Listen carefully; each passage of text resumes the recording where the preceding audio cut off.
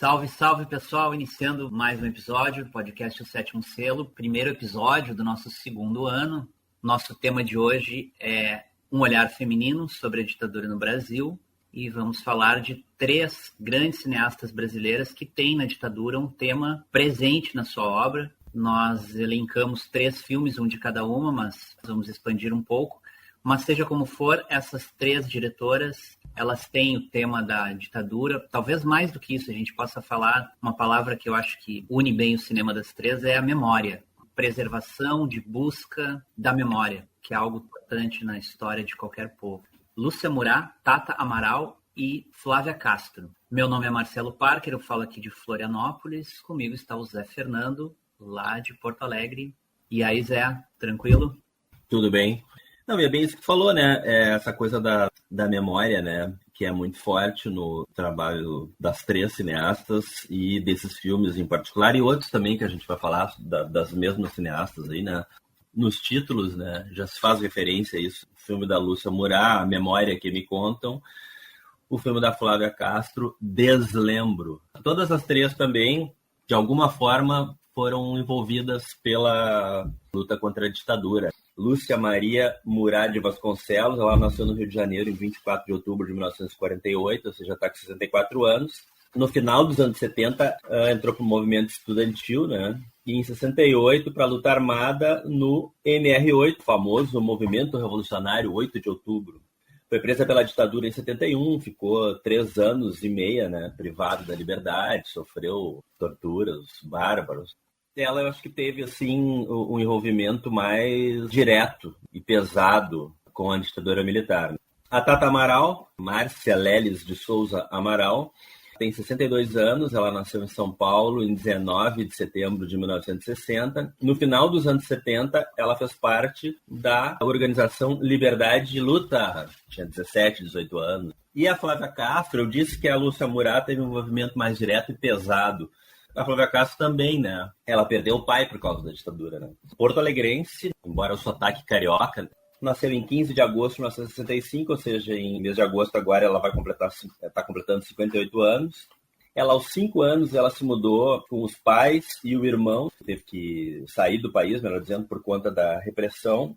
E aí a família exilada, né, os pais exilados, a família morou no Chile, na Argentina, na Bélgica e na França. E ela só foi voltar para o Brasil em 1969, com a anistia. Ela tinha 14 anos. Ela também tem um envolvimento com a ditadura muito pesado, né? Quer dizer, não só a família foi obrigada a se exilar em vários países, mas ela perdeu o pai, o jornalista gaúcho, Caio Afonso Gay Castro. Ele e o economista, o Nestor Guimarães Herédia, morreram em circunstâncias muito estranhas. Isso vai ser um tema, justamente, de um dos filmes dela, em Porto Alegre, no ano de 1984. No finalzinho da ditadura já, né?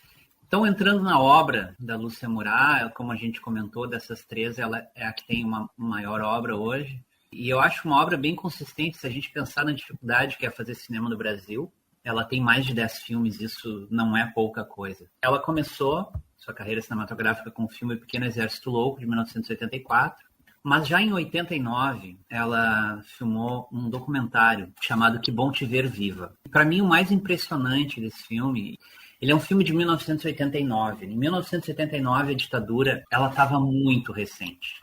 É um documentário que traz relatos de mulheres que foram torturadas. Ele tem um misto ali de ficção com a grande Irene Ravache, fazendo um excelente papel, com monólogos, né? Ela conversa com a câmera e às vezes ela nos coloca no lugar de ouvintes, de cúmplices do que ela está passando. Às vezes ela nos coloca no lugar de torturadores, ela conversa com a câmera como se ela estivesse falando com seus torturadores e acusando-os.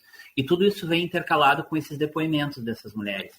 E isso é muito forte. É forte hoje, imagina naquela época. O que a gente já tinha sobre a ditadura naquela época, no cinema? Claro, a gente tinha o Pra Frente Brasil, que é um filme absolutamente ímpar, tanto pela qualidade cinematográfica como pela coragem, né? Um filme de 1982, que expõe ali os porões da ditadura e a tortura, principalmente. Então esse filme é o concurso, né? Mas fora isso, tinha o Django, do Silvio Tendler, de 84, o Cabra Marcado para Morrer, também de 84, então aí a gente está falando do último ano da ditadura, né? E vários outros filmes que foram feitos ao longo dos anos 70 e início dos 80 que tangenciam, que a ditadura está presente, tem o Lúcio Flávio, do Babenco, tem o Eles Não Usam Black Tie, do Leon Hirschman, mas, assim, o Que Bom Te Ver Viva, ele vai além de todos esses no sentido da denúncia, né? Até porque a gente está olhando, está vendo, está ouvindo as pessoas que realmente passaram por aquilo. E tanto foi um ato de coragem que ela recebeu ameaças de morte, ela recebia telefonemas anônimos, então a ditadura ela estava muito presente ainda. A democracia brasileira era um bebê engatinhando. Então acho que isso é o primeiro destaque, a coragem dessa mulher, depois de ter passado por tudo que ela passou, de ter dado a volta por cima, e ter feito um filme como esse em 89. Além de toda a força que o filme tem, só o fato dele ter sido feito, e no ano que ele foi feito, ele é um filme que tem um lugar muito especial no cinema brasileiro. E ele está disponível no YouTube, né? Ele pode ser visto lá inteiro. Sim. A ideia é essa mesma, né? É divulgar e trazer ao público o que aconteceu. E os depoimentos são muito fortes. Tem mulheres ali que foram torturadas grávidas. E não é fácil para elas, imagina, 89 fazia 10, 15 anos que elas tinham passado por aquilo, então ainda era uma ferida muito... Eu acho que a ferida ela é sempre aberta para quem passa por isso, mas ainda naquela época fica mais forte, né? Sim. A gente tem a personagem da Irene Havashi, que claramente é um alter ego da Lúcia Murat, e ela vai intercalando com depoimentos de mulheres. Todas as falas dessas militantes, elas são precedidas de manchetes de jornais da época, que é para deixar bem contextualizado mesmo. Uma coisa interessante, cara, é que as pessoas, amigos, amigas, que aparecem no filme dando depoimentos sobre essas mulheres, na verdade são atores e atrizes. As presas políticas são elas mesmas, né? São personagens reais. Os amigos, amigas, companheiros, ex-companheiros das mulheres que aparecem no filme são atores e atrizes que fazem esses papéis, né? Todos os depoimentos de todos esses filmes que a gente viu, sejam os documentários, sejam os filmes de ficção que são muito calcados na realidade, que a tortura ela não passa, ela continua, ela está sempre presente. Cada um lida de uma maneira e alguns conseguem superar melhor que outros, mas ela não passa. Eu cheguei a um momento em que eu pedi, me matem, né? Eu quero morrer, eu não estou aguentando. E eu lembro do olhar, do riso dele, dizendo assim para mim, eu não te mato, não me interessa me matar. Eu vou te fazer em pedacinhos. Eu vou lhe torturar o quanto eu quiser. Inclusive eu lhe mato se eu quiser. Tem um depoimento de todos esses que destoa, que me chamou a atenção. É de uma pessoa anônima, ela não quis deixar o seu nome no filme e ela não aparece também, ela não foi filmada. Pelo que eu lembro agora, acho que ela mandou uma carta, um depoimento por escrito. É lido, aham. Ela faz parte hoje, quer dizer, nós estamos falando de 1989, mas então ela fazia parte de uma comunidade religiosa, que também não deixa claro qual é, e ela parece lidar de uma maneira diferente. Ela encontrou ali naquela comunidade, na religião, na espiritualidade, uma maneira de lidar com tudo aquilo. E ela diz assim que ela não acredita em mocinhos e bandidos, que todos somos corresponsáveis pelo sofrimento humano e tal. Então, uma visão assim holística bem diferente, né? Não é uma visão política, é um depoimento diferente de como lidar com tudo aquilo, mas nem nesse caso a gente pode dizer que a tortura passou, né? E o próprio fato de ela não conseguir, não querer falar sobre isso, né? Não querer nem botar a cara, não querer, tipo assim, ela deixa pra trás. Essa carta que ela lê é como parece aquela coisa assim, como se fosse o último depoimento que a pessoa vai dar na vida sobre isso, assim, e deu, acabou. Pra mim, acabou. É verdade. Tem um comentário que vem logo depois, quando há essa voz narrando, explicando a situação, né? E narrando essa carta dessa ex-militante anônima, sugere-se que houve ali também um certo conflito, assim. Para quem foi militante, esse tipo de manifesto vai pro lado da religião e que não quer mais saber. E para aquelas pessoas isso também pode soar como uma certa traição, assim, né? Como assim não há mocinhos e bandidos nessa história, né? Quem é que estava do lado certo, quem é que estava do lado errado, quem é que tomou o poder na mão grande? Mas é como tu falou, é interessante que haja esse depoimento no filme aí também, né? E depois na obra da Lúcia Murat, esse tipo de coisa ela vai aparecer. A Memória que Me Contam tem muito também desse debate entre os ex-militantes, né? De erros e acertos, meia-culpas. Então, ela não me parece de forma alguma nenhuma das três. E isso eu acho uma coisa muito legal delas. elas não me parecem maniqueístas, né? É claro que elas têm um lado, e é claro que o cinema delas tem um lugar de fala que é muito posicionado na esquerda, mas eu acho que elas se permitem questionar o passado, erros e acertos, isso eu acho muito legal. Elas acham importante discutir isso, né? Mesmo que seja para ouvir críticas ou para daqui a pouco até rever a própria atitude. O importante é colocar o assunto em discussão, né? É. Mas foi bem depois da anistia que você me encontrou, ficou muito espantado em me ver e disse entre emocionado e rindo: que bom te ver viva. Tocando em frente, então, Que Bom Te Ver Viva de 89. Depois, em 92, ela participou de um filme em 5 episódios com outros cineastas. Ela dirigiu um deles, no filme Oswaldianas. Depois tem o Doces Poderes, de 97, que eu não vi. Deve ser um filme bem interessante. Trata de jornalismo, opinião pública, manipulação. Eu vi na faculdade de jornalismo, obviamente. Faz muito tempo, né, cara? Vi na época ali. Depois do Quase Dois Irmãos, aí o tema da ditadura volta. Tem o Brava Gente Brasileira antes. Ah, é verdade. Brava Gente Brasileira. Que é um filme que se passa no século XVIII, mas que a questão da luta, da resistência está muito presente também. Então é um outro contexto histórico, mas a gente tem aqui esse tema que faz parte sempre da obra dela. Depois, sim, o Quase Dois Irmãos, que fala sobre o contato entre presos políticos durante a ditadura e presos comuns, e que vai dar, então, origem, mais tarde, ao que veio a ser conhecido como Comando Vermelho. É um filme de 2004. Em 2006, ela lançou Olhar Estrangeiro. Depois, em 2007, Maré, Nossa História de Amor. E aí, em 2011, Uma Longa Viagem. É um documentário bem legal também, onde ela... Aí sim, ela fala em primeira pessoa do que passou, mas o filme não é centrado nela. É interessante, o filme é centrado no irmão dela. Na verdade, em 2 irmãos, mas um já havia falecido quando ela fez o filme, então ele é mais citado ao longo da história. E um deles, sim, ele é o personagem do filme, ele conversa com ela, conta muito sobre a sua vida. Tem o Caio Blá interpretando como se fosse o irmão jovem, porque o irmão dela morou muito tempo na Europa e passou pela Ásia. Ele mesmo diz, ele deu a volta ao mundo 2 vezes e teve muito problema com drogas. E a gente vê na fala dele que ele realmente teve problemas, ele tem um jeito muito lento de falar. E ele, no final do filme, ele comenta que, né, para quem deu 2 voltas ao mundo, ele hoje em dia praticamente mal vai até a esquina. Foi internado. Então o filme conta a vida dele, é como eu definiria, mas ela fala também sobre o seu período na prisão, que acaba entrando ali como uma espécie de ela seria uma personagem secundária na história, mas mais uma vez a ditadura está bem presente, né? Esse filme ganhou o Kikito de melhor filme em Gramado, né, no ano. Sim, é verdade. E aí, em 2012, sim, aí lança o filme que é o que nos traz até aqui, que é A Memória que Me Contam. E segundo a própria Lúcia Murat, o personagem central do filme, que é a Ana, vivida pela Simone Spoladori, ela é inspirada, uma pessoa da vida real, que é a Vera Silvia Magalhães, que ela, Lúcia Murat, define como o mito daquela geração. Uma pessoa muito carismática, muito querida pelos seus amigos, militante. E o filme, ele acontece porque essa personagem, a Ana, ela está internada num hospital, prestes a morrer.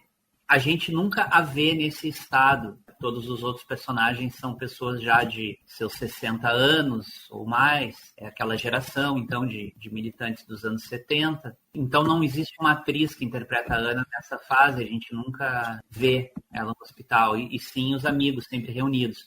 Mas ela aparece como a Simone Spoladori, e isso é interessante, assim, porque ela é onipresente no filme, ela interage com os seus amigos, mas os amigos já naquela situação em que ela está internada. Ela sempre jovem, sempre bonita, sempre muito inteligente, que é como os amigos lembram dela, como eles gostam de lembrá-la. E é assim que nós, espectadores, a vemos. Sempre jovem, bonita, enfim, interpretada pela Simone.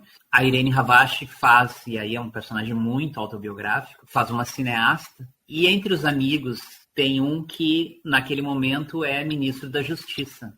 Tem um outro amigo deles, que é um italiano exilado, que está tentando... A Itália está tentando que o Brasil o extradite, né? E aí é uma referência ao Cesare Battisti, que é interpretado pelo Franco Nero. Aham. grande ator italiano. Pequeno comentário, tá? Franco Nero, que é casado com a Vanessa Redgrave, né? Que é a mais trotskista de todas as atrizes até hoje, né?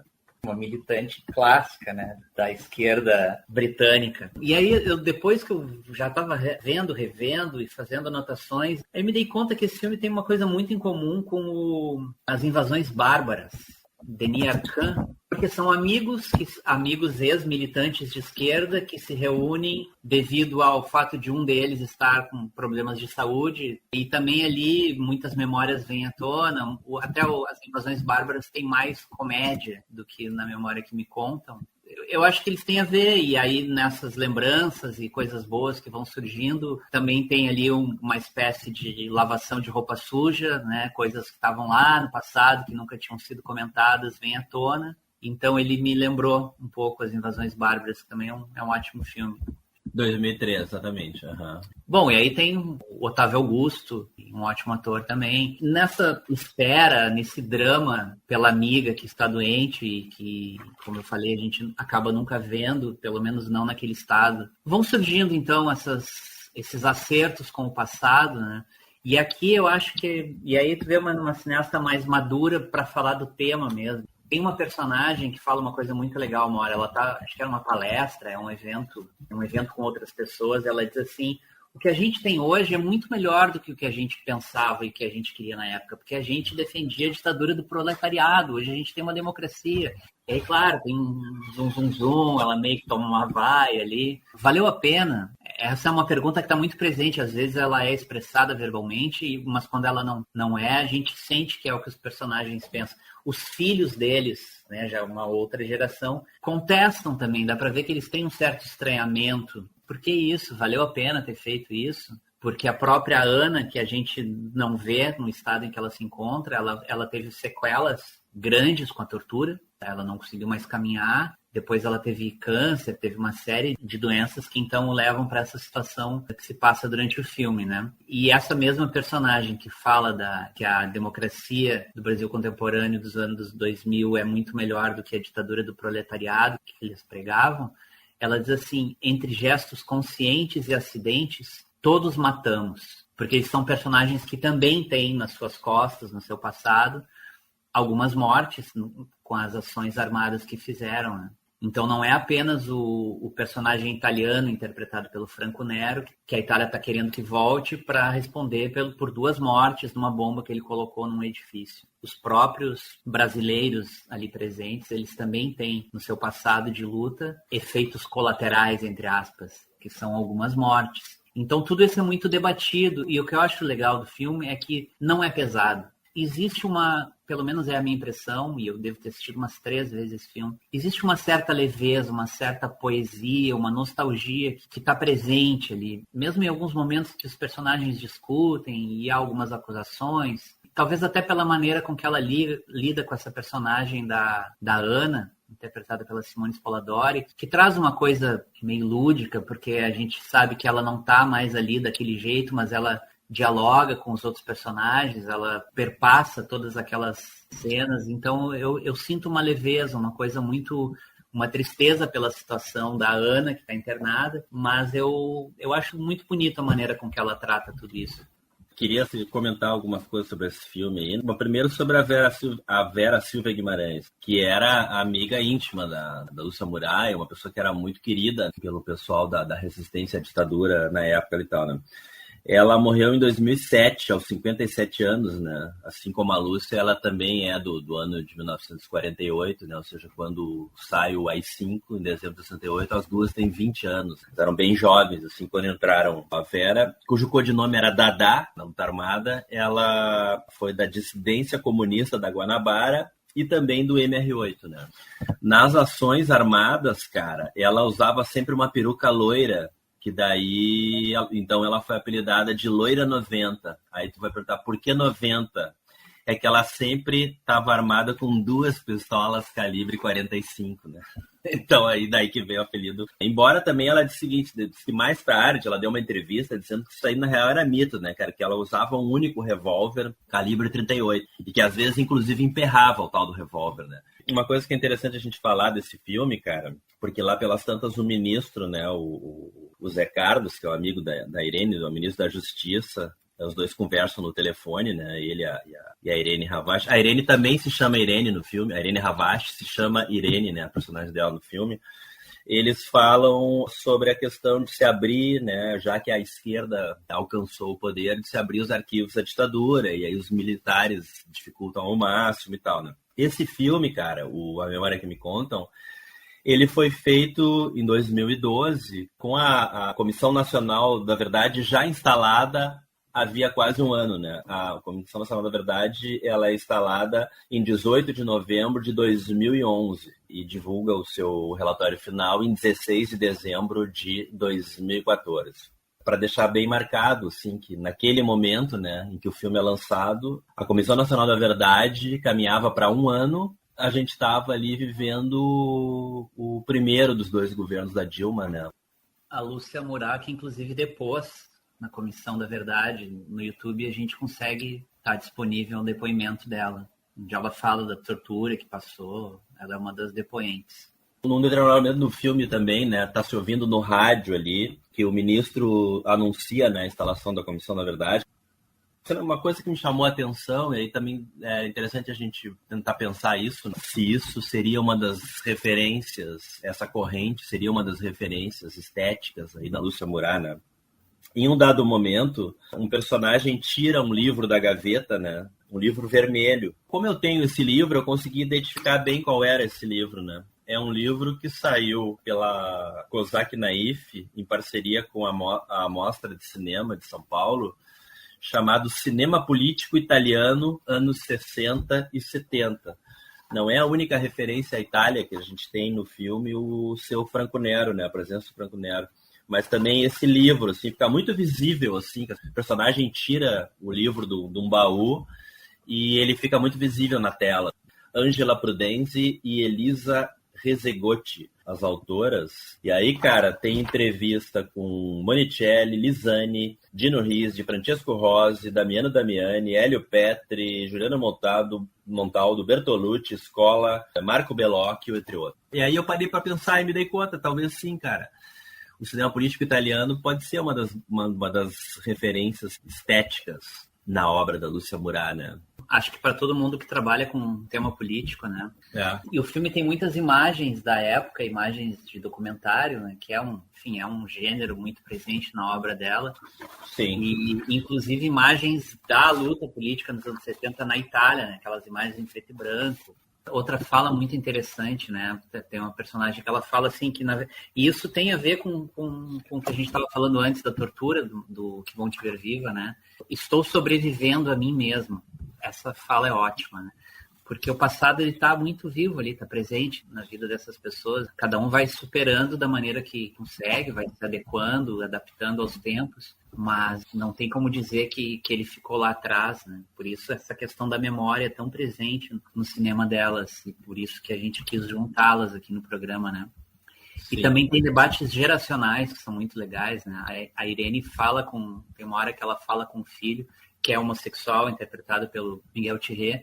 Ela deixa entender que para ele hoje é muito mais fácil, porque a luta toda já foi feita pela geração dela.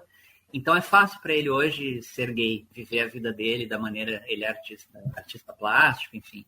E aí ele olha para ela e diz assim, sério mesmo? Tu acha que a tua geração já fez tudo que tinha que ser feito? Que a minha geração não tem mais pelo que lutar? E aí ela fica só olhando, ela não tem o que responder.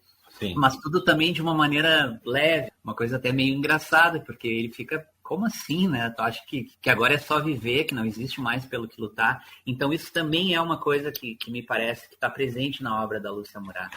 essa coisa de que as lutas elas continuam acontecendo, né? Talvez lutas identitárias, o feminismo continua sendo uma pauta muito forte, porque talvez exista e talvez ela sinta dentro da sua geração essa coisa de desqualificar as lutas contemporâneas por achar que aquela é que foi realmente a luta, né? Embora não tenha como negar a opressão que estava presente ali e a singularidade daquela luta, né? Mas me parece isso, ela coloca, não, a luta ela está sempre presente, elas continuam, assim como estava presente lá no século XVIII, né, que é o que ela retrata no Brava Gente Brasileira. Né? Sim. A Ana, melhor dizendo, a Vera Silva Magalhães, ela teve problemas psíquicos assim, muito sérios por conta do que sofreu na ditadura. Uma pessoa muito agitada, ela tinha pesadelos, ela ficou com um trauma muito forte, assim, né? Ao mesmo tempo que era uma mulher muito forte, né, muito aguerrida, a questão da prisão e da tortura deixou umas sequelas muito fortes nela, assim, né? Ela teve crises ao longo de toda a vida, assim, né? E aí, então, ali no começo, né, a primeira imagem do filme são aquelas ondas do mar, tem uma fusão, assim, com a imagem da chuva batendo no para-brisa do carro, da Irene Ravache, e aí depois volta, né, que ela diz assim, eu tenho sempre o mesmo pesadelo, eu tô na praia e de repente a água vem. Umas ondas gigantescas me arrastam e eu me desespero em busca de ar, mas as ondas não param de crescer e me levam para o fundo. Eu começo a nadar, mas a superfície nunca chega. Então eu acordo encharcada de suor. Não consigo me livrar dessa situação. Parece que eu estou afogada até hoje.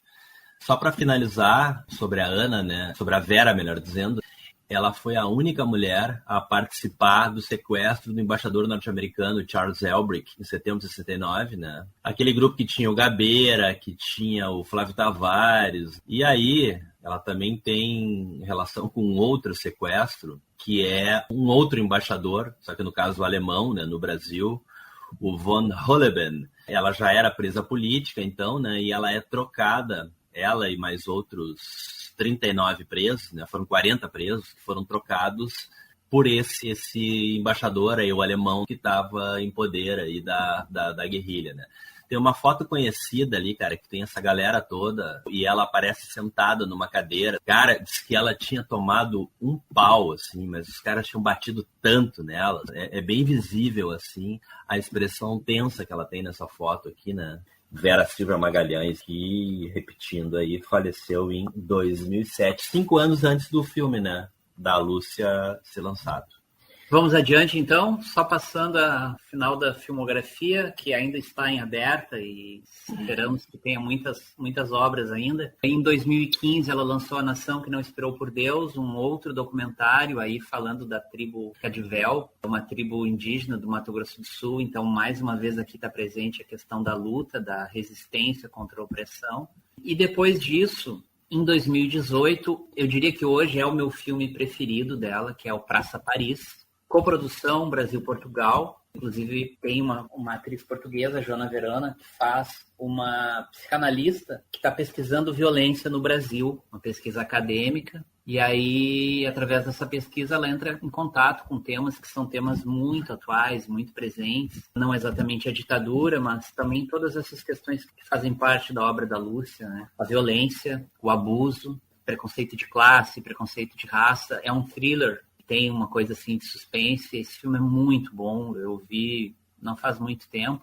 E aí o último filme dela, pelo menos até hoje, dia em que gravamos este programa, é o Ana Sem Título, um outro documentário que também tem essa pegada de alguns toques de ficção que vão se mesclando ali com essa história que vai sendo contada, que é a história de uma brasileira que desapareceu durante a ditadura. E essa história é contada através de cartas entre artistas plásticas sul-americanas da época e através dessas cartas que surgem, então vai surgindo essa história e a busca pelo paradeiro, então, e pela identidade dessa brasileira desaparecida durante a ditadura. Então este é um pequeno e breve apanhado da obra da Lúcia Murat, esta grande cineasta contemporânea brasileira. E vamos passar a nossa próxima, Tata Amaral. Isso, Tata Amaral, então, que também tem uma obra já, não diria extensa, tão extensa quanto a Lúcia, né? Mas ela tem aí uns bons 10 filmes. Ela também trabalhou em TV, ela também é atriz, né? Formada em cinema e audiovisual pela USP. Formada em cinema e audiovisual pela USP, estudou jornalismo aí também, entrou para organização estudantil, a famosa Libelu, no finalzinho ali dos anos 70. Ela realizou uma série de curta-metragens ali a partir da década de 80, vídeo-instalações, até que lançou em 1997 seu primeiro filme, um filme super premiado em Brasília, no exterior, ganhou prêmio em Havana, em Biarritz, em Boston, em Trieste, na Itália, que é um filme que eu sei que tu gosta bastante, Zé, Um Céu de Estrelas. Sim, não só eu gosto bastante, mas assim, né? Esse filme, ele é um dos filmes-chave, né, da retomada do cinema brasileiro, né, pós-Era Collor, né, que destruiu o cinema brasileiro, né. A retomada começa a se dar a partir de meados dos anos 90, com Carlota Joaquina, O Quatrilho, outros filmes que fizeram muito sucesso ali, né, naquele momento, ali, filmes que resgataram o cinema brasileiro da destruição total que foi, né, a Era Collor ali. E Um Céu de Estrelas é um filme que é o primeiro longa da Tata Amaral. Longa que não é tão longo, né? Ele tem menos de 1h10, né? 66 minutos, alguma coisa assim, né? Ele é um filme uma discussão social muito forte, assim, né? Mas ele não tem nada a ver com a ditadura. Cara, desse filme não dá pra falar muita coisa, porque qualquer informação adicional que tu der, assim, tu já dá um spoiler, aí tu já estraga completamente o enorme prazer que é ver esse filme, assim, né? O que dá pra dizer é o seguinte, tá? Personagem da Leona Cavalli, que era bem novinha nessa época, né? Bem guriazinha mesmo, né? Ela é a Dalva, é uma cabeleireira que mora na Mooca, em São Paulo. Ela vence um concurso, cara, não fica bem claro, não entendi se é um programa de TV, alguma coisa assim, e ganha uma passagem para Miami, né? E aí é a grande chance dela lá de poder mudar de vida, né? Ela tá condenada a viver naquele universo ali, se não for uma oportunidade, uma coisa assim completamente inesperada, né? Como essa, assim, né? De ganhar um prêmio, uma passagem e ir para Miami, né? Ela mora junto com a mãe dela, né? Numa casa, assim, bem modesta lá. E um belo dia chega o Vitor, que é o marido, na verdade agora meio que ex-marido, né? Porque eles terminaram, ela terminou o relacionamento com ele, e ele é um metalúrgico, e ele aparece ali inesperadamente. Ele meio que não se conformou muito com a separação, e ele aparece pra conversar, vamos dizer assim, com ela e tal. Mais do que isso não dá pra contar, mas é um filme assim muito tenso, cara. E aí já evidencia uma coisa que aparece nos outros dois filmes que a gente vai comentar, repetindo aquilo que a gente falou lá no início, né? O filme da Tata Amaral, que o Parker propôs aí pra gente discutir, né? Sobre esses olhares femininos sobre a ditadura militar, que ele propôs inicialmente foi o Hoje, né? Só que aí depois a gente acabou incluindo mais um aí também sobre a ditadura, que é o Trago Comigo.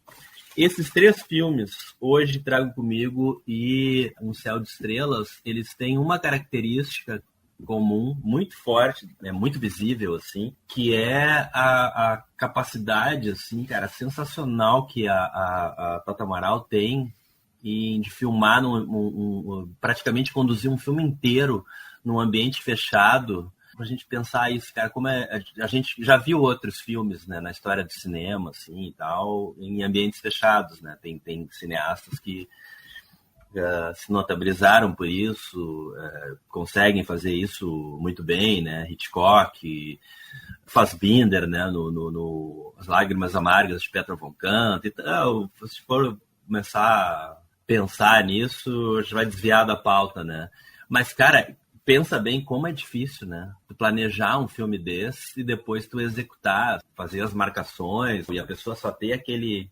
espaço curto ali, os atores, os técnicos para se movimentar, tu escolher assim os ângulos de câmera, e ela consegue levar isso, e o próprio enredo, né? O roteiro, a própria história se desenvolver, a diretora, enfim, manter a gente interessado, cara, e no caso desse filme aí, desses três filmes aí, né, tenso, num ambiente fechado, sem a ação sair daquele espaço confinado. Esse filme, Um Céu de Estrelas, O Hoje também, né? Basicamente se passa dentro de um apartamento. Já o Trago Comigo, ele já sai um pouco mais, né? Já tem outros ambientes, assim, mas no geral também né? Aquele espaço ali do teatro, a peça vai se desenvolvendo, vai sendo criada lá. A gente falou muito nisso nos episódios sobre o Polanski, né? Sim. Para fazer um grande filme que ele passa num lugar único, ou basicamente em um ou dois lugares, ele só é um grande filme se tiver um grande diretor. Não tem como, né? Para tu manter a atenção, e no caso do Hoje e do Um Céu de Estrelas, praticamente 2 atores em cada um deles, né? Tem ali no Hoje o pessoal da mudança, no Céu de Estrelas tem a mãe, tem a vizinha que chega, mas são basicamente 2 atores sempre, que limita ainda mais, né? O Trago Comigo já tem uma série de personagens, consegue distribuir a ação. Mas nesses 2 casos é praticamente um ambiente e um casal de atores. Então eu concordo, ela mostra um grande domínio da técnica cinematográfica.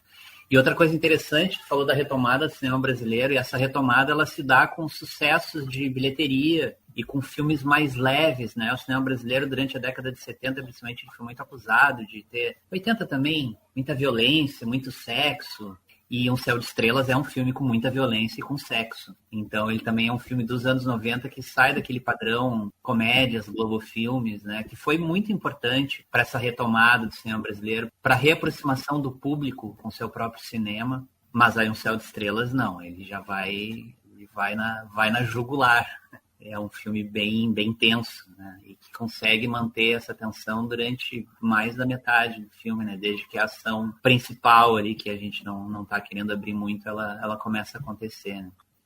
Isso é 97, Um Céu de Estrelas. No ano 2000 ela lançou Através da Janela.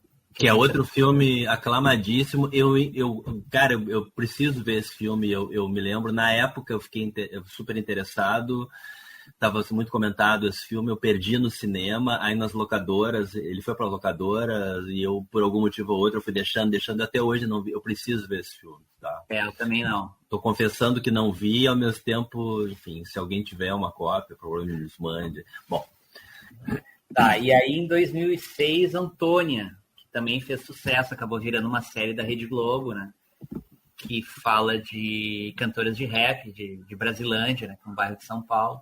E em 2009, sim, chega no Trago Comigo, que foi uma série, uma minissérie feita para a TV Cultura, para o Sesc TV, e que depois acabou virando um filme em 2016. Né? Nós tentamos, não tivemos acesso ao filme, não conseguimos, mas a gente viu a série, que inclusive é maior, são 4 episódios, dá 2h30, mais ou menos, de filme, né? A gente vai chamar aqui de filme porque é uma produção audiovisual, e que tá toda, isso é ótimo, tá disponível inteiro no YouTube.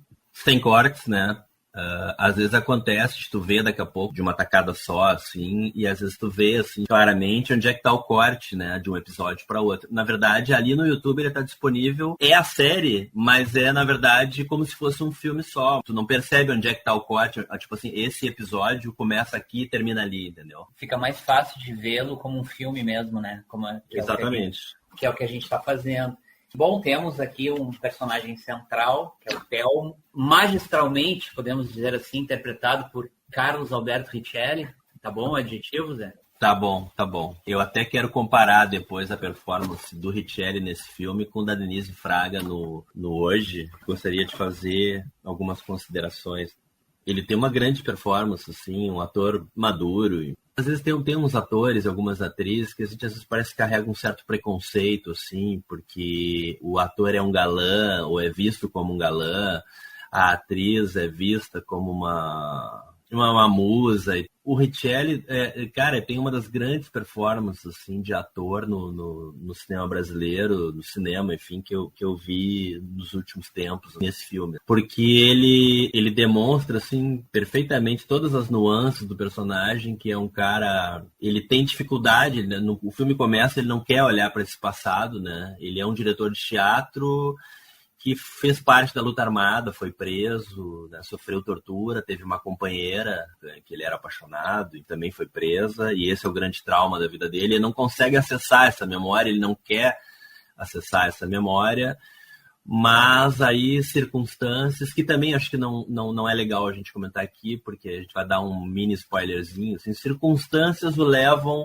a disparar esse gatilho, né? E aí ele começa a se dar conta de, será que é a hora de voltar a falar sobre isso, né? Ele aos pouquinhos ele vai fazendo esse trabalho de voltar ao passado e acessar essas memórias. Quando começa o filme, ele e uma espécie de mecenas, não é mecenas, né? Um produtor, né, na verdade, né? Um cara que está, um antigo amigo, companheiro de teatro, né? Os dois estão chegando num teatro que teve abandonado durante muitos anos, e esse produtor, ele quer reinaugurar esse teatro com uma grande peça que seria a volta ao teatro do Telmo, né? O diretor, que há muito tempo não dirige também, né? Ele largou, na verdade não largou o teatro, ele tem um emprego público ligado à área da cultura, do teatro, mas ele não dirige mais peças, né? Ele, a princípio, ele tá meio reticente, assim, não quero.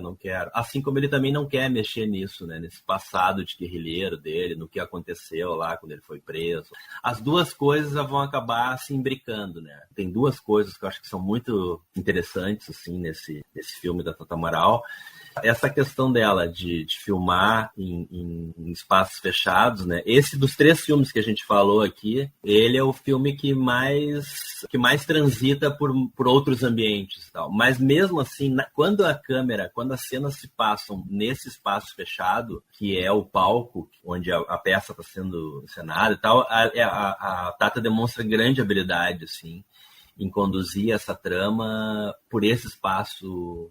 E a outra coisa é a própria questão do teatro, como uma forma de, vamos dizer assim, de autoconhecimento, de investigação psicológica. O teatro tem muito isso, assim, né, dessa coisa assim, da pessoa olhar para dentro de si e tirar dali um personagem, tirar dali uma vivência que vai informar uma atuação ou outra. E no caso do Telmo vai servir para isso, né? Ele, que é um cara do teatro, ele não consegue acessar essas memórias, ele não quer acessar essas memórias. Ele ficou trancado no passado, ele não consegue ele não consegue dirigir outras peças, ele se escondeu numa função burocrática, né?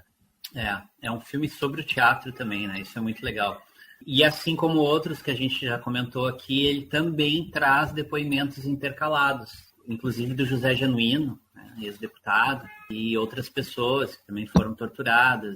Quando eles falam os nomes dos torturadores, a gente não ouve, né? Tem uma edição ali que ela gravou, mas depois, por conversas com o seu advogado, decidiu omitir isso porque, enfim, processos andando e ela poderia se complicar judicialmente por causa disso. Mas então ela também lança mão desse recurso de depoimentos que vão até embasando tudo que a gente vai vendo aos pouquinhos nessa peça que vai sendo encenada à medida que o personagem do Telmo consegue olhar para trás. E não só olhar para trás, ele começa a buscar também algumas respostas que ele nunca teve, até por não ter ido atrás. E através desse outro personagem que tu citou no início, que convence ele a fazer essa peça, ele também fica sabendo de coisas importantes sobre essa antiga companheira que ele teve, o que aconteceu, por que ela foi presa. O passado dele gera a peça, mas a peça também acaba descortinando coisas ocultas do passado, né? Isso. Eu queria só comentar o seguinte, cara. Tem várias pessoas que dão depoimentos ali, né? Tô falando no José Genuíno. Tem a Crimeia Alice Schmidt, que é uma militante muito conhecida e tal. Ela é uma das únicas sobreviventes do Araguaia. Ela teve que largar a militância lá e tal, porque ela engravidou, né, de um companheiro que também era militante. E nessas condições, a guerrilha tem que dispensar a pessoa, né? Ela não pode continuar, porque seria um risco para ela própria, né? Para a criança, então nem se fala, mas para a própria guerrilha, né? Tem uma coisa, esse lance que tu falou aí, que quando vai aparecer nesses depoimentos os nomes dos torturadores, tem um efeito, assim, que é usado, né, pela Tata Amaral para, digamos assim, entre aspas, tapar a boca dos depoentes, né? Quando eles falam, né?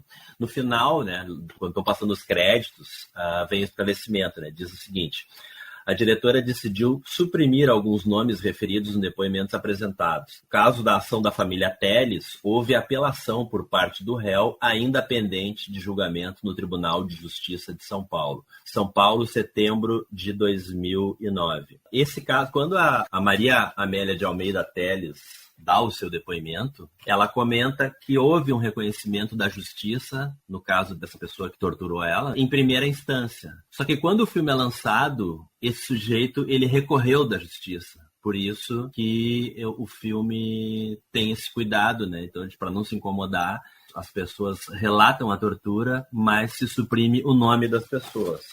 Inclusive a Maria Amélia, ela fala da irmã e dos filhos, né? A irmã também foi presa e torturada, e os filhos, que é o seguinte: quando a Maria Amélia é presa, o seu Brilhante Ustra leva os filhos dela para verem ela toda roxa, machucada, ensanguentada.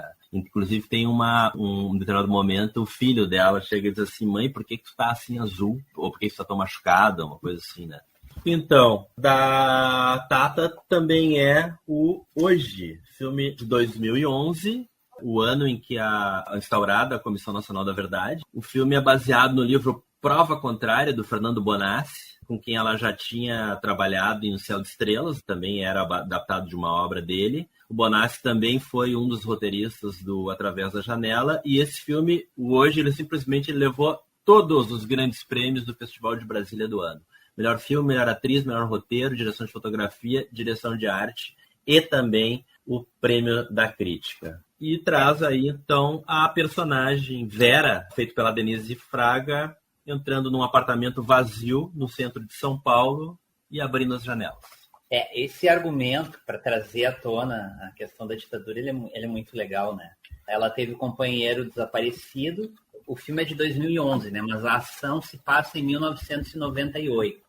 Em 1995, portanto, durante o governo Fernando Henrique, tinha sido decretada uma lei que dava indenização à família de pessoas desaparecidas durante a ditadura.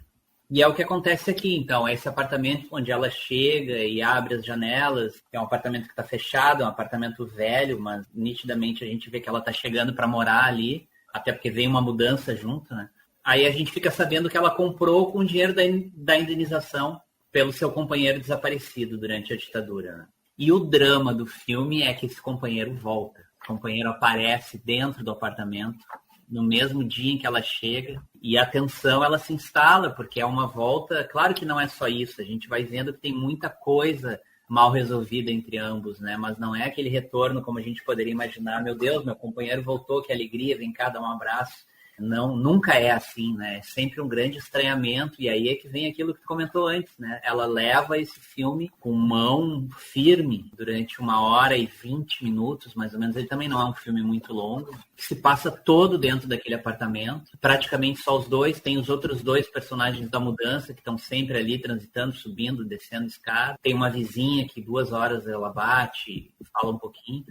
Mas essa ação se dá basicamente com esses dois, que são interpretados pela Denise Fraga e pelo César Troncoso, que é um ator uruguaio, que também já é uma figura carimbada aí nos últimos anos no cinema brasileiro, já fez novela também, é um rosto conhecido, um ótimo ator também, e que interpreta justamente um uruguaio, né? Que é o ator de O Banheiro do Papa, né? Um filme uruguaio muito conhecido e que fez muito sucesso por aqui, né?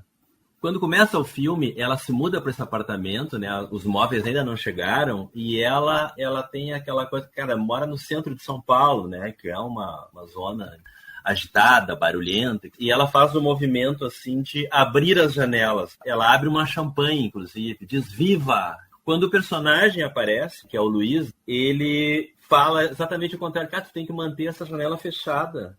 Porque se a gente quiser sobreviver nesse aparelho, vai ter que respeitar as normas de segurança. O nome dela é Vera, mas na luta armada ela é Ana Maria. O nome dele é Luiz. Na luta armada ele é o Carlos. E aí vai se dar todo um jogo assim interessante, né? Que a Tata também faz assim com absoluta um absoluto brilhantismo, não só em ambientar esse filme, como tu falou, né? Ele é um pouquinho mais longo que Um Céu de Estrelas, mas ele tem 90 minutos. Mas é muito interessante a interação entre esses dois personagens, porque eles são eles hoje ou eles são eles naquela época? São duas pessoas, mas talvez sejam 4 personagens, né? Porque muito desse passado ele vem à tona através de uma discussão mesmo, uma conversa, mas tem outras coisas que lembram muito o teatro, né? Então, assim, ela senta na cadeira e ela fala como se fosse ela no passado. Não, eu fiz isso, eu fiz aquilo, mas aí isso me remete um pouco ao Trago Comigo, em que a gente vê mais ou menos isso, né? Aqueles personagens interpretando o que outros foram no passado. Aqui, no caso, são eles mesmos. Mas também tem esse recurso dramático deles estarem interpretando a si próprios para nós. Então eles contam um para o outro o que aconteceu no passado, como se estivessem num palco de teatro também. E no começo ele chega muito perguntando do apartamento, tá? Mas e esse apartamento é herança? Quanto custou? E depois tu vê que ele sabe, né? Mas ele tá só vendo que explicação ela vai dar. Como é que tu conseguiu esse apartamento, né? E essa cena dela chegando e abrindo as janelas é muito simbólica, né? Ela abre uma champanhe, então ela está saudando o presente e o futuro. É hoje, mas o passado alcança ela rapidinho, em poucos minutos.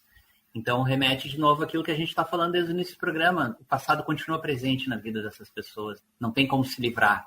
E nesse caso, esse passado volta personificado no desaparecido, né? Que reaparece. E a primeira vez que ela o vê, ela vê através de um espelho. Ela está, acho que na cozinha, ela ouve um barulho, ela se vira e ela viu, acho que pelo reflexo, tem um espelho numa porta. E isso é muito simbólico também, porque o espelho tem essa coisa imagética de passado, de lembrança, de sonho. Então, a primeira vez que eu vi, eu já sabia do que se tratava o filme, né? Mas aí, a primeira vez que ele aparece, ela vê através do espelho. Eu pensei assim, tá, é uma alucinação dela, ela tá imaginando, e aí daqui a pouco tu vê que não, ele tá ali mesmo, né? Então, mesmo essa primeira aparição dele tem essa coisa de passado, né? Ela o vê através de um espelho, que é aquela coisa que a gente costuma associar com olhar o passado, né? Tu bota um espelho para olhar o que está lá para trás. Então, são uma série de jogos simbólicos muito legais. Quando ela realmente admite para ele que ela comprou, porque sim, é uma lei, aí ela fala lei. A gente vê o texto da lei passando, projetado, né, na parede de trás, projetado no corpo deles. Depois também ele declama um poema, que me parece que foi algo que ele escreveu para ela na época, que também a gente vê o poema escrito refletindo, né, atrás na parede, passando por cima dele. Então, visualmente, ela tem recursos muito legais que ajudam, então, a manter essa ação muito, muito viva e muito tensa durante 1h30, sendo num único espaço e praticamente com 2 atores apenas. E tem também essa coisa da questão do espelho também como uma questão da pessoa própria se olhar no espelho, né, e fazer uma autoavaliação. Tem uma coisa também que é muito forte, assim, eu acho que nesses filmes todos, mas especialmente nesse, e no outro da Tata Amaral, que a gente falou há pouco, o Trago Comigo, que é, vamos dizer, o julgamento, né? É a cobrança moral. E também no filme da Lúcia, que a gente falou antes lá, A Memória que Me Contam, quando tem aquelas discussões entre eles, né, que tu até comentou a semelhança com Invasões Bárbaras. Tem cada um, assim, querer julgar o comportamento do outro, dos companheiros, e daqui a pouco do seu próprio, né? E como é difícil olhar para trás e pensar, será que eu traí a luta? Será que eu traí os companheiros? Será que alguma ação minha ou alguma falta de ação, será que deixou alguma vítima? Será que eu levei alguém à morte? É muito forte isso, né? A pessoa tá sob escrutínio moral dos companheiros e dela própria, né? E a Denise Fraga, uma hora ela fala, a personagem dela, ela conta o que aconteceu no dia em que o companheiro caiu. E aí ela conta a versão, aí ela para e diz assim, mas tem uma outra versão. Aí ela conta essa outra em que ela admite que, na verdade, ela falou. Então, a primeira versão parece ser aquela que ela deu para ela mesma, para conseguir viver com aquilo, para conseguir dormir tranquilo. Mas, logo depois, ela conta, então, o que aconteceu, com diferença de segundos de uma versão da outra. Eu queria comentar uma coisa só, cara. Eu faço algumas ressalvas à atuação da Denise Fraga. Eu gosto muito dela, eu acho que ela é uma grande atriz, eu acho que ela deve ser uma pessoa maravilhosa. Assim, a gente tem uma simpatia pela pessoa dela, né? Mas eu acho que em alguns momentos ela exagera um pouco o tom teatral, assim, ela exagera um pouco as caras e bocas, a coisa assim, tipo, eu estou atuando, entendeu? Uma coisa que tu não vê no caso da atuação lá do Richelli no outro filme. O Richelli parece que ele não está atuando. Tu não enxerga mais o ator, tu enxerga o Telmo, o personagem, o diretor. Assim, ele vestiu o personagem e o ator não existe mais. No caso da personagem da Denise Fraga, eu não acho que seja nada muito sério, assim, não compromete o filme. Mas em alguns momentos eu me incomodei um pouco com as caras e bocas que ela faz. Parece que ela olha pra câmera, assim, e eu estou atuando. Faz uns gestos que eu acho que meio que não precisava. Isso me incomodou um pouco, mas enfim. Faz parte. Para mim, dos 3 filmes, pegando um de cada uma que deu origem ao programa. A Memória que Me Contam, da Lúcia Murat, Hoje, da Tata Amaral, e O Deslembro, da Flávia Castro. Esse aqui, para mim, hoje, ele é o que tem mais, não sei, mais dor. Ele é o mais amargo. O Deslembro, vamos falar agora. Eu acho que ele tem uma leveza, assim, uma poesia que eu acho muito, muito legal. A Memória que Me Contam tem todo aquele fundo de tristeza da amiga que está morrendo, mas como eu comentei antes, eu consigo ver ali não sei se é amizade entre eles, o fato daquela amiga que está morrendo aparecer para nós na pele da Simone Spoladori, jovem, bonita e ainda cheia de saúde. E esse aqui, do Espreme, não sobra essa poesia, essa alegria. Eu acho que ele é o mais amargo dos 3. Sem dúvida. É o mais dolorido dos 3, é o mais dolorido. E na medida em que a trama vai avançando e essa investigação, assim, esse debate sobre o passado dos dois, na medida em que a gente começa a saber do que aconteceu lá atrás, cara, fica pior ainda, né? Fica pior ainda. Tu nota, assim, desde o começo, por mais que mesmo que ela chegue ali, abre as janelas, abre a champanhe, viva e coisa e tal, tu nota que tem alguma coisa de errado, assim, né? Tu nota que ela tem uma angústia dentro dela lá. E quando começa esse acerto de contas com o passado, quando aparece o Luiz, aí a coisa fica pior ainda. No final do filme, é o único momento em que ela sai não só do apartamento, né? Porque tem algumas cenas que ela sai do apartamento e vai até o corredor, mas que ela sai do edifício, ela chega na rua, mas fica uma sensação de que é um alívio momentâneo. Ela vai carregar isso pro resto da vida, não adianta. E nem comentamos do comportamento patológico dela com relação ao sexo, que ela mesma comenta que é uma doença. Transar com caras que ela nunca viu. Isso acontece com um dos caras da mudança na frente do seu companheiro desaparecido que reaparece. E aí, quando ela relata algumas torturas sexuais, inclusive, que ela viveu, não tem como a gente não associar a origem daquele comportamento que ela passou a ter com o que aconteceu lá atrás, né? Então, só para completar a filmografia da Tata até hoje, né? Depois disso, a gente está falando aqui de 2011, ela trabalhou bastante com televisão. Ela dirigiu alguns episódios da série Psi, da HBO. Aí, em 2016, o Trago Comigo, que é aquela minissérie lá de 2009, vira filme. Em 2018, ela lançou Sequestro Relâmpago, que eu assisti há um tempo atrás, que também tem uma situação de opressão de uma moça interpretada pela Marina Rui Barbosa, que tem um carro sequestrado, e o filme é ela no contato com esses 2 sequestradores ao longo de uma noite. Depois, As Protagonistas, que é uma série também da Cine Brasil TV, sobre cineastas mulheres. Tem uma outra série sobre ativismo artístico, que é Causando na Rua, também para este canal Cine Brasil TV. E é uma carreira em aberto, esperamos que tenha muitas outras gratas surpresas daqui para frente ainda. Chegamos então na Flávia Castro, a terceira cineasta. Que é porto-alegrense, né, de nascimento. Ela nasceu em 15 de agosto de 1965, né, então em agosto agora faz 58 anos. Ela começou com um curta de 2006, o Cada Um com Seu Cada Qual, que está disponível no YouTube até. Filme infantil, né? É um curta infantil, conta a história de uma menina ali e tal. Tem a participação do Lenine, que é muito legal. Aí, em 2010, ela lançou o Diário de uma Busca, que é um documentário que, em princípio, é uma busca para entender o que aconteceu com o pai, que morreu em Porto Alegre, em 1974, mas que acaba revelando uma busca, ou pelo menos o que ela mais encontra é o próprio passado, né? Ela viaja para o Chile, ela vai para a França, então ela passa por lugares onde ela viveu. E eu assisti o Deslembro o Deslembro é de 2018.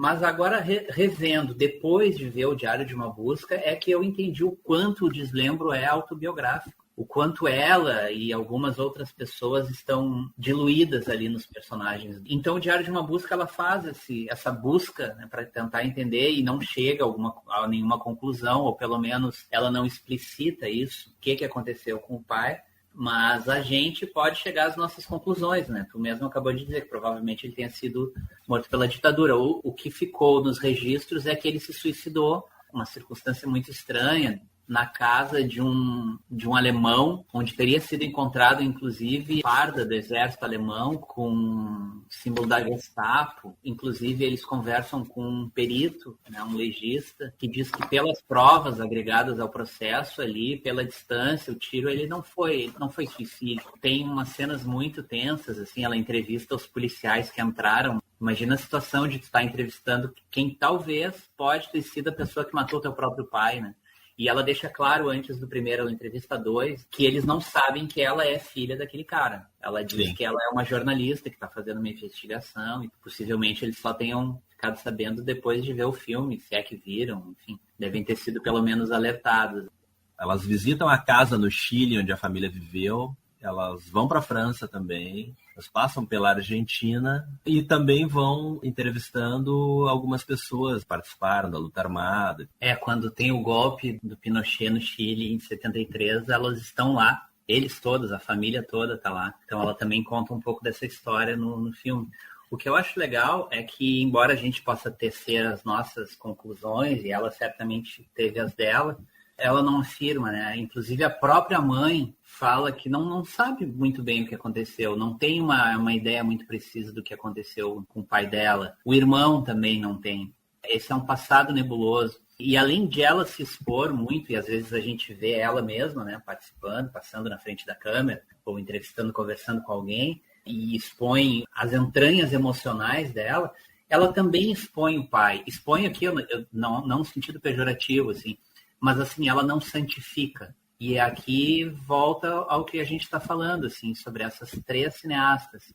Mas acho que principalmente a Flávia e a Lúcia Murat, elas procuram, com seu cinema também, analisar ou levantar questões sobre os possíveis erros da militância da época.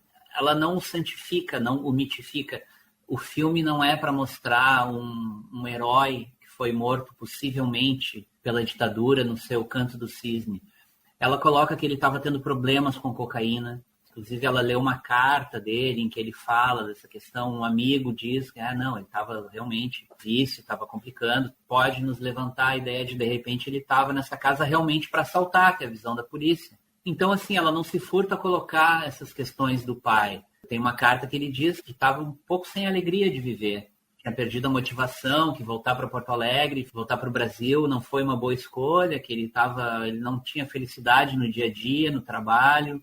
Todas essas questões são colocadas. Então não é um filme que te leva para demonizar a polícia ou para chegar, viu só, foram eles que mataram. Pode ter sido, e em nenhum momento ela diz que não. Mas me parece um filme muito honesto nesse sentido, né? Inclusive tem umas DRs dela com o irmão, onde ele meio que critica, não, mas é que tu quer que eu fale tal coisa, mas eu não acho isso. Isso foi para a tela, foi para a edição final.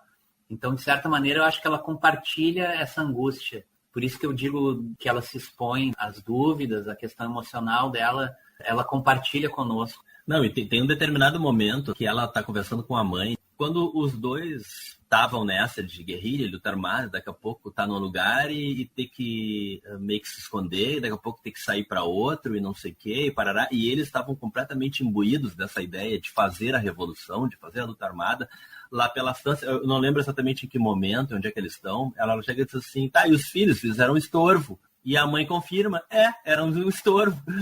Eu me lembro que eu estava vendo esse filme, a minha mulher ela não chegou a ver o filme inteiro, mas nesse trecho ela estava junto e ela ficou chocada. Mas como é que a mãe chega e fala uma coisa dessa, cara? É difícil de julgar, mas naquele momento talvez fosse mesmo, entendeu? Não é que não houvesse amor pelos filhos, mas eu acho que toda a relação pai, filho, filha, mãe, em que um deles se envolveu com a luta armada e com a guerrilha, coisa que é muito problemático, né? Especialmente quando é os pais, é aquela coisa, né? O filho ou a filha, de alguma forma, vão, em determinado momento, vão pensar, puxa, mas ele nos deixou, ela nos deixou, por causa da luta armada. Beleza, foi lá fazer a revolução, mas eu fiquei aqui vulnerável, desprotegido. Em algum momento esse questionamento vai surgir, né? Então a gente já pode linkar com o Deslembro, filme que ela lançou 8 anos depois, mas aqui na época do Diário de uma Busca ela já começou a escrever o roteiro.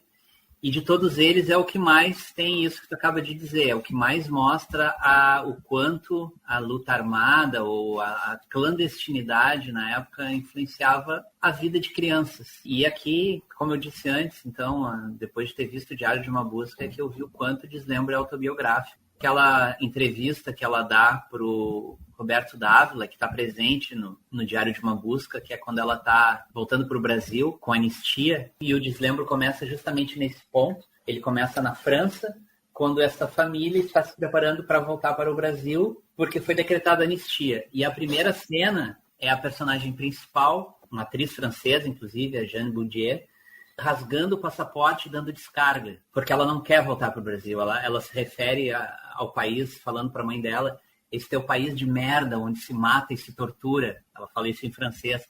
Inclusive, ele é um filme trilingue, né? Ele é falado em francês, em português e em espanhol. Principalmente francês e português. Por que eu vou voltar para um lugar onde as pessoas são mortas, torturadas? No caso, a personagem do Deslembro também, o pai dela era um desaparecido político. Por que eu vou para lá se eu sou feliz aqui? Meus amigos são todos daqui. E também, da mesma maneira que a Flávia Castro, na vida real, também tinha essa coisa dos pais terem casado de novo. Então, a Joana, personagem interpretada pela Jeanne Boudier, ela tem um irmão que é só filho do padrasto, que é um chileno, e tem um irmãozinho menor, que é filho da mãe dela com esse cara. Então, são 3 crianças ali. Ela já é uma adolescente, né? Não mais uma criança. A gente tem uns 16 anos, mais ou menos. Nenhum deles é filho do mesmo pai e da mesma mãe. E todos os 3 são envolvidos com a luta política, né? Como eu te falei, para mim ele é, sem dúvida, deles 3 o mais leve. E ele é um filme onde a música desempenha um papel muito importante, né? Não só como trilha sonora, mas a música está presente muito na vida dessa personagem, da Joana, e também no relacionamento dela, assim, com o padrasto, depois com a avó, quando ela vem ao Brasil. E, então, assim, ela é muito fã de Doors, inclusive nesse início do filme, que se passa em Paris, ela vai ao Père Lachaise, né, o famoso cemitério de Paris, onde certamente é o cemitério com mais celebridades mundiais enterradas. E o túmulo principal, o mais procurado, costuma ser o do Jim Morrison, né? E ela vai com amigas lá e realmente tem uma galera ali, tem um cara fumando, o pessoal tocando violão. Depois, quando ela vem ao Brasil, aí sim, essa adaptação dela e essa paixão que aos pouquinhos vai iniciando. O Brasil se dá muito também pela música. Caetano, Noel Rosa, as músicas que ela começa a ouvir e que vão fazer parte da vida dela. Então, a música é um elemento bem importante no filme. E música de ótima qualidade, né? Sim, sim. Não, ela tem um cartaz, uma foto dos Doors na parede do quarto, isso em Paris ainda, né? E aí o padrasto tem uma camisa Led Zeppelin Tour 1973, já que a gente fala em memória, né? Porque o próprio filme se chama Deslembro, tem vários flashbacks, né? E aí tem uma cena entre discussões, rola uma discussão política ali entre os militantes lá. E aí a gente ouve a voz dela, pequena, né? Gritando pelo pai. Essa memória, assim como da personagem da Denise Fraga no Hoje e do Richelli no Trago Comigo, é uma memória que ela tá fechada num compartimento lá, né? Que é muito difícil de acessar. Eles querem, eles sabem que há uma necessidade de acessar essas memórias, mas ao mesmo tempo eles têm medo, né? É um movimento, assim, que de vez em quando eles fazem, mas é muito tímido. Tu vai e para, né? E como, só para completar, porque o título, né, o Deslembro, poema do Fernando Pessoa, né, que diz assim: deslembro incertamente meu passado, deslembro incertamente meu passado, não sei quem o viveu, se eu mesmo fui, está confusamente deslembrado, e longe e logo em mim, enclausurado flui, não sei quem fui nem sou, ignoro tudo. Eu não vou ler o poema inteiro, né? Mas eu acho que esse comecinho aqui já dá para situar a coisa, né? Entender, assim. Bom, então eles vêm ao Brasil e aí começa, então, essa adaptação. Através do contato com a avó, que ela não conhecia, é a mãe do pai, ela começa também a, de alguma maneira, buscar esse pai. A avó, interpretada pela Eliane Giardini, foi de Pink Floyd. Ela comenta, eu gosto de chegar no trabalho, vou botar um Pink Floyd, me acalma e tal. E aí, através da avó, ela começa a conhecer o pai, porque a mãe não fala no assunto. Então, ela recebe uma foto, é a única foto que a avó tem, né? Porque por questões de segurança, ela acabou destruindo as outras. E ela tem essa, que aí tem tudo a ver com o título, né? Esse deslembro, essa coisa muito nebulosa da memória. A gente vê esses flashbacks, então, ela tem fragmentos de memória do pai. E é sempre assim, uma imagem ou com chuva no vidro, ou ela vê as pernas das pessoas, a gente vê as pernas, talvez até porque ela era criança, porque ela era pequenininha, ou ela era o ponto de vista dela, fumaça de cigarro, fragmentos de frases. Então a gente tem acesso a essa memória quase inexistente dela, através desses fragmentos.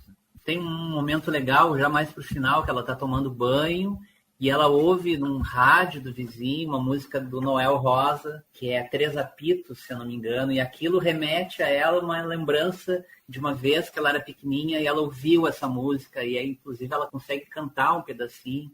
Então, são essas pequenas coisas que vão fazendo com que ela tenha acesso a um pouco desse pai que ela não conheceu. E aqui também tem a história da culpa, da delação, que está presente nos outros filmes também. Em determinado momento, ela cria a história de que foi ela que, quando ela era pequenininha, ela chamou o pai pelo nome verdadeiro e que aquilo teria denunciado ele teria sido preso e morto por causa dela, e depois a mãe disse que não, isso nunca aconteceu, é uma falsa memória. Então, aqui também essa questão da delação, da culpa, de quem falou, quem não falou. E aqui, como eu disse antes, a gente tem mais claramente quanto a criança é afetada. Então, eles voltam para o Brasil e aí daqui a pouco o padrasto dela, que é chileno, decide voltar para o Chile. E aqui a gente está em 79, a gente lembra que a ditadura do Chile acabou em 89. Mas aí ele decide voltar para viver na clandestinidade. Então, o fantasma da morte, ele volta a rondar aquela família. E aí o pequenininho, que é filho dele, volta a fazer xixi na cama, coisa que não fazia mais. Ela se angustia, porque ela já tem alguma consciência de tudo que está acontecendo. Então, ela não tem o pai, ela tem aquele padrasto que ela ama, mas aquele padrasto também está se separando dela e ela não sabe se um dia vai revê-lo de novo. Então, é também o passado voltando, né? A influência disso na vida das crianças, esse é o filme desses que a gente separou aqui, onde isso está mais presente, né? E a gente vê que não tem como não deixar marca, né? E é difícil que essa geração, então, a geração mais nova, tenha essa visão da macropolítica como mais importante do que a micro. O que é mais importante? É tu lutar, ser um grão de areia numa luta política enorme, onde tu não vai fazer tanta diferença, talvez, ou tu ser aquela pessoa que é a mais importante de todas na vida daquelas crianças, né? Essas questões todas estão colocadas ali, né? E aí cada um tira a sua conclusão. Sim.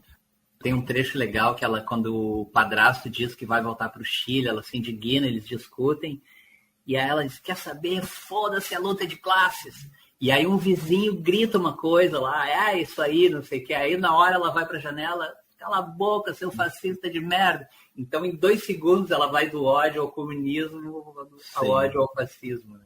É uma confusão permanente da vida pública e da vida privada, né? Nesse filme isso está muito presente.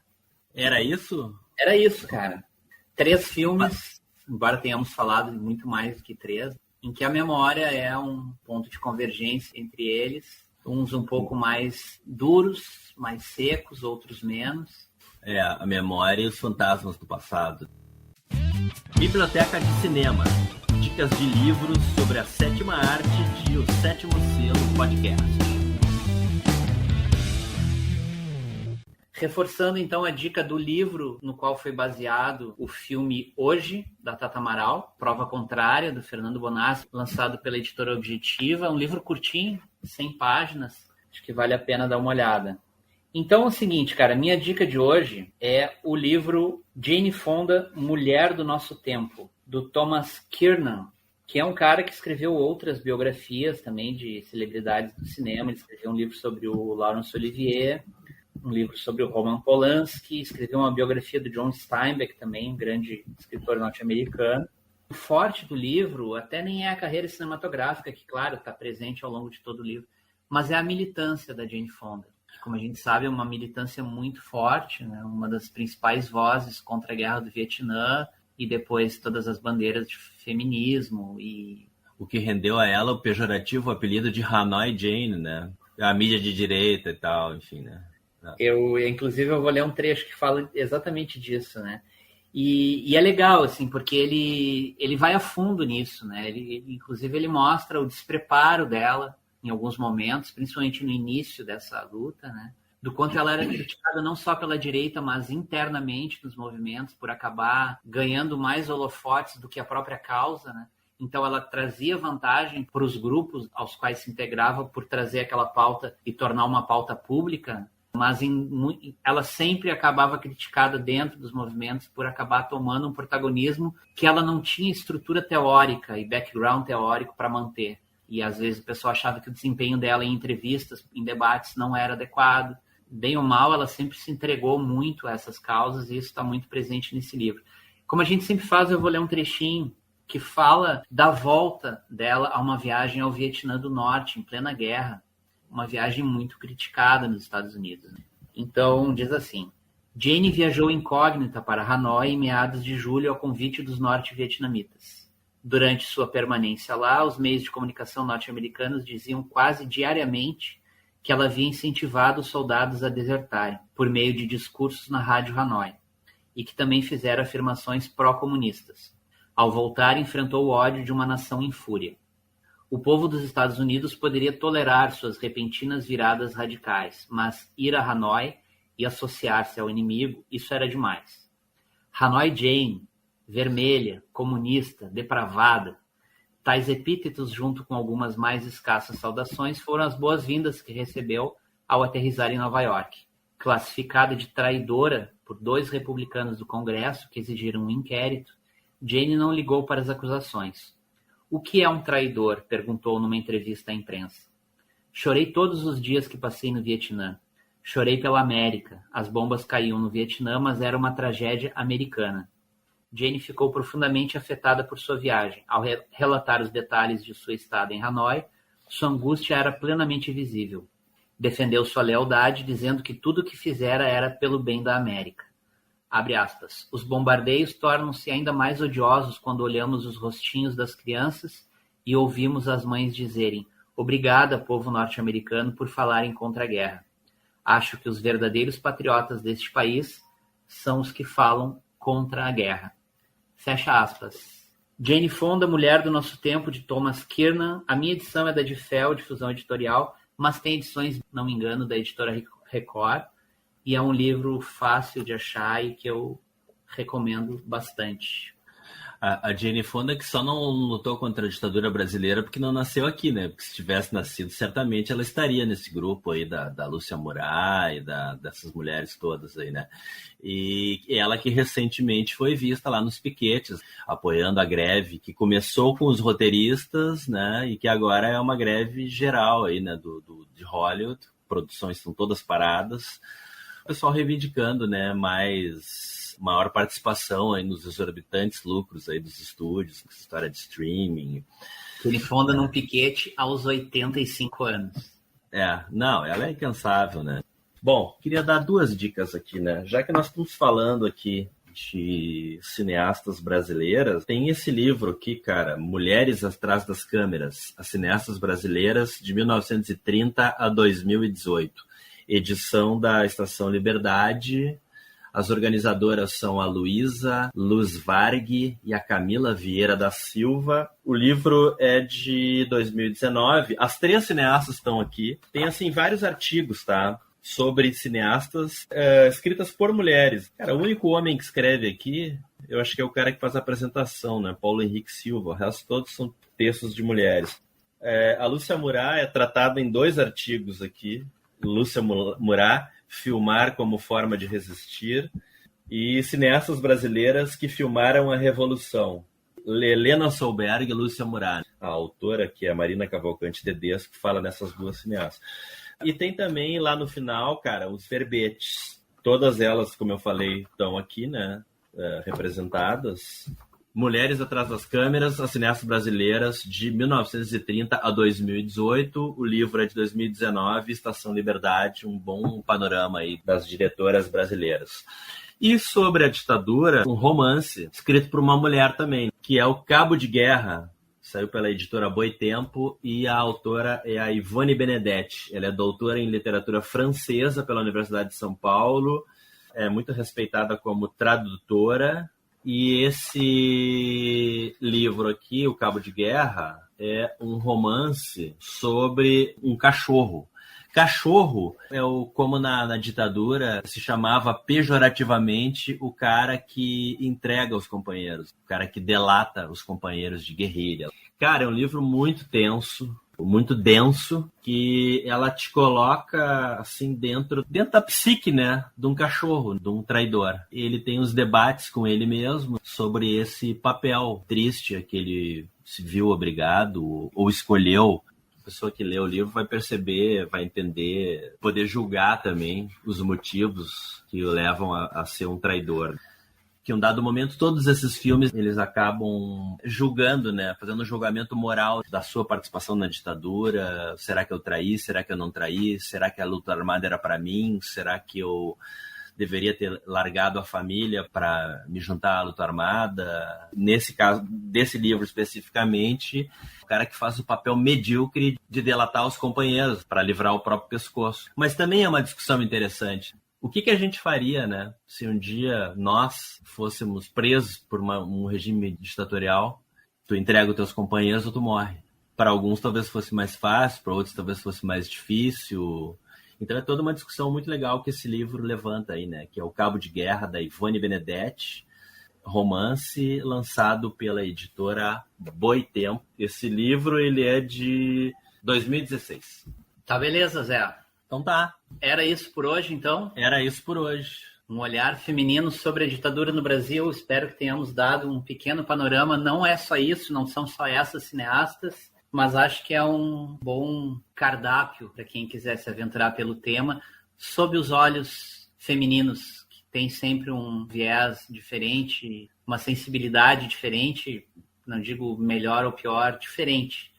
E é muito bom que esse olhar esteja presente também no cinema de um país. Não são só essas cineastas, e também a questão da ditadura não é a única questão que essas cineastas se dedicaram nos seus filmes, né? Embora, como a gente falou no começo, todas elas tenham alguma relação com a luta contra a ditadura. Mas, enfim, elas têm outros filmes que são muito legais, que tratam de outras questões, né? Sociais, políticas, comportamentais, enfim, que vale muito a pena conferir, né? E são 3 grandes cineastas também, muito talentosos também, né? É isso aí, então, cara. Um grande abraço. Voltamos a qualquer momento.